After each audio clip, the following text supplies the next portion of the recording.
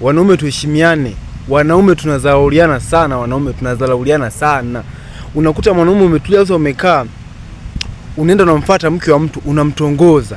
Hapo unatafuta nini? Unachokitafuta nini? Unataka kuweka malengo gani na mke wa mtu? Unataka kuharibu maisha ya mtu au shida yako inakuwa nini mpaka unaamua ufuate mke wa mtu mtongoze?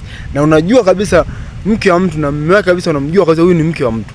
Hapo unaingiza dharau. Yaani ukiona umeshamtongoza mke wa mtu, tayari umeshaanza kuingiza dharau. Sasa kuna mtu mwingine anaweza kukubali hizo dharau. Unaweza ukafa kipumbavu kwa sababu ya ufala kabisa. Wewe unaanzaje kabisa kuweka malengo na mke wa mtu? Unataka nini? Kama sio uharibifu wa maisha ni nini? Mademu wako hawajaolewa wengi tu mtaani, wamejaa mademu top, unawaacha. Ila unafuata mke wa mtu. Unachokitaka nini? Utakuja kufa kifala. Kwa sababu gani? Huo ni ufala na dharau kubwa sana. Yaani wanaume wengine hatuheshimiani hata kidogo. Tunadharauliana sana. Hiyo changamoto ipo sana. Mtu anaonekana sasa amevaa suruali amependeza vizuri kabisa suruali, kumbe sio mwanaume, ila ana tabia ya umama. Huo ni umama na huo sio wanaume, huo ni ufala kabisa. Huwezi kutongoza mke wa mtu unajua kabisa unataka kuharibu maisha ya watu. Huo ni ufala. Ufala huo.